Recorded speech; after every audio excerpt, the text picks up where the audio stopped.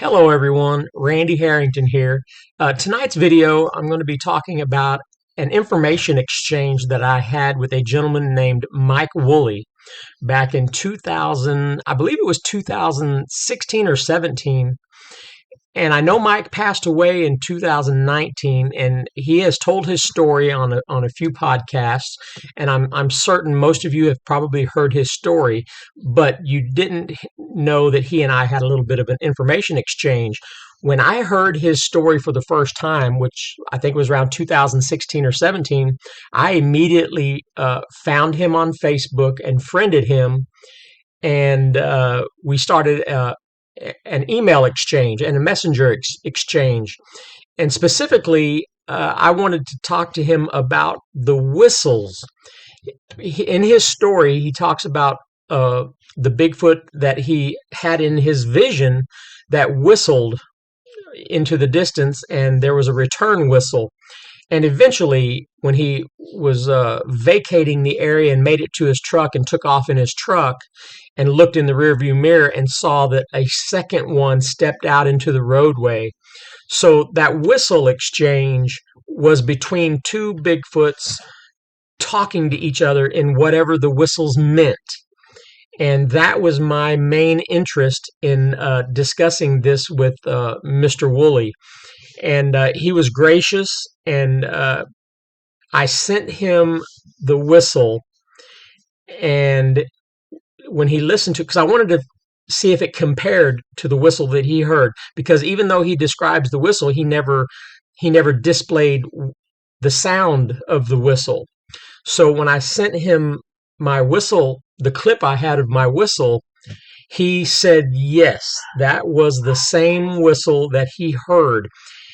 Now, when the whistle happened to me up at Mount St. Helens, if it didn't happen in the middle of all of the things that were happening with the tree knocks and then the bluff charge and the temper tantrum, I could easily dismiss this as a person whistle, because you can tell it was from a pursed lip. Uh, well, I will play the whistle so that you can hear it after we listen to Mike's story about what happened to him in Alabama. But afterwards, I'm going to talk about the email exchange that we had and what he said to me about that whistle. So let's get into his story first. My name is Mike Wooley. I'm from Keachai, Louisiana. I had an encounter back in December of 1981 with a Bigfoot while deer hunting. It was a beautiful December day, perfect weather for a hunt. Temperature was about 30 degrees. I got to my deer stand that evening, about 3 o'clock, got on it, and I was sitting there, and I was facing to the north. And my deer stand was located about 1.5 miles down an old logging road and off the main highway, secondary highway. And what I would do, I would park my truck halfway down the logging road, and I would walk in the rest of the way because I didn't want to drive my truck down and spook the deer.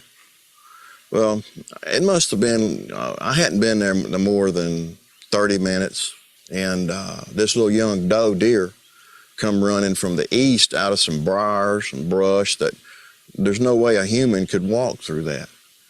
But she come up to my deer stand, and what was so amusing, come up to my deer stand and laid down, up and actually touching the deer stand. She was wringing wet with sweat. She had been run, something had been running her.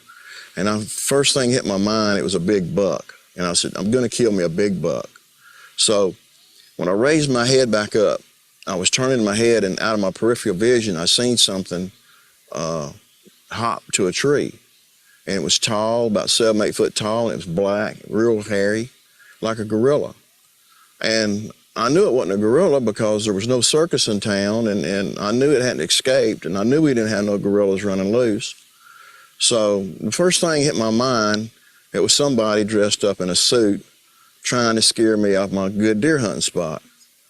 Well, immediately I go to talking to this thing, telling it, take the head off, get out of here, don't come back, this ain't no joke, I don't find it funny, just leave. Well, This thing was just eyeballing me, looking at me and really giving me some sinister looks. And I knew right then, I said, something ain't right. Well, this went on for a few minutes, and he must have been about 20 yards from me, 15, 20 yards. So I take my rifle. I've got a high-powered rifle with a high-powered scope on the rifle, and I look through the scope at the creature. And I knew that after looking at it, I was in a situation because it was cold. The moisture was coming out of its mouth, its nostrils.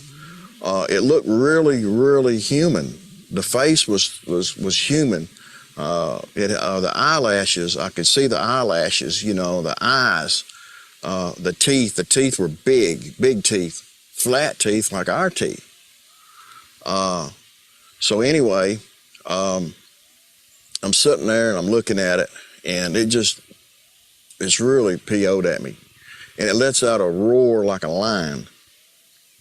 Well, about 100 yards to the northeast, there's this really, really loud whistle comes back, a signal to the growl.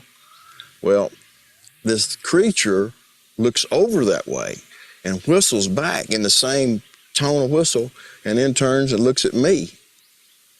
Well, I'm kind of like, hey, what's going on here? Something's up. I'm in trouble, big trouble.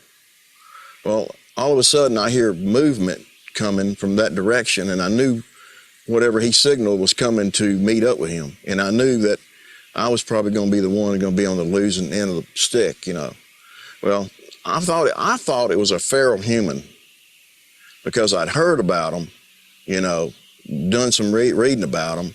But so far as a Bigfoot, I thought that was something that existed out in California. I just thought that was something somebody made up to make money off of. Well, I jumped down off my stand, and I'm running to the west to get to my truck. And I look over my left shoulder, and this creature is running through the woods, and it is just moving brush. It's running through the brush, and it's bulldozing the brush down. And I knew, man, this thing is going to get me. It is mad. It is PO'd. It's going to get me.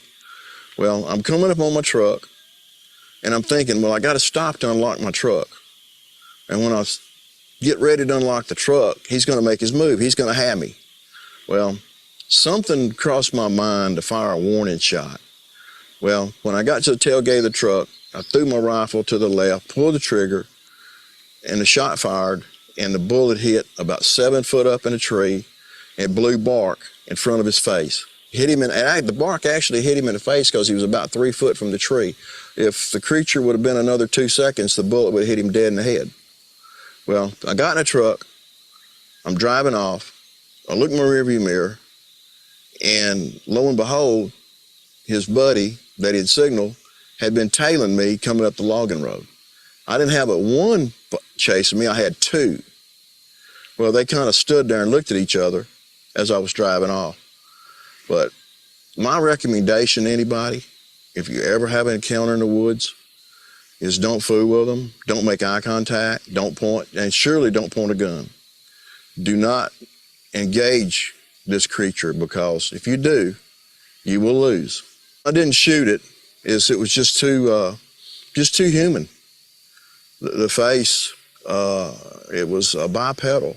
It walked on two legs, just like we did. But it was just too human. The face was too human. The eyelashes, the teeth, the jaw structure, the forehead, it was light brown. The face was light brown, like it had a dark suntan. But I couldn't pull the trigger because something told me this ain't right. It's not the right thing to do. So there you have it, folks. A fascinating story with a lot of details. But the things that I want to pinpoint in certainly is the whistles, and the fact that the whistle was very close to the whistle that I recorded that happened right prior to a temper tantrum bluff charge. And so clearly, the whistle being whistled to another Bigfoot means something, almost like you know the dogs that they use for herding sheep. Sometimes the rancher or the farmer can use different types of whistles that means different things to the dogs, and the dog will go in one direction or circle around or herd the sheep. But I'm sure you've watched videos where you can hear those whistles, and each specific whistle has a different meaning to the dog, but it's been trained that way. So here again, we've got a behavior that clearly had to come with some kind of discussion, in order to even use the whistles back and forth and have an understanding of what is needed. Because one of the other behaviors that was found within this story is that one was actually seen following him, and then the second one was staying hidden on the other side of the road, also trailing him, but having itself available if needed as a diversionary tactic or ambush tactic or whatever, but it still involves planning and strategy. And these are the things that we've been bringing up quite recently. So it's just fascinating to me. But the email exchange that I had with Mike after he listened to the whistle, he basically just told me, he said, "Look, Randy," he said, "be very careful when you go out there." He was of the mindset, because of his encounter, that it's extremely worrisome what these things are capable of. And my question that I posed, I didn't actually pose it to him, but I pose it to you, the listener, or the person watching this. Do you think that if Mike would have reacted differently, rather than jumping down out of the tree stand, hollering at it, and then taking off running, which could easily trigger a response to chase? If he would have maybe tried to stay a little more calm and see this thing through in a different way. I mean, what do you think? Do you think it was the way he responded? I mean, certainly we understand. I mean, if you're frightened, and want to take off running, but what do you think? Do you think it could have had a different outcome if he would have responded differently? That sometimes that may be the biggest catalyst as to how your encounter takes place, depending on how you respond to things. I don't know. You guys let me know and see what some of your responses are. Thank you. Here's the video. This will be the video if you want to go back onto my video list and find the video of the bluff charge that was up by Mount St. Helens that includes the whistle. I'm going to include the clip of the whistle, and then you can see the thumbnail of the video if you want to go watch the whole video that also included the bluff charge. Okay, thank you.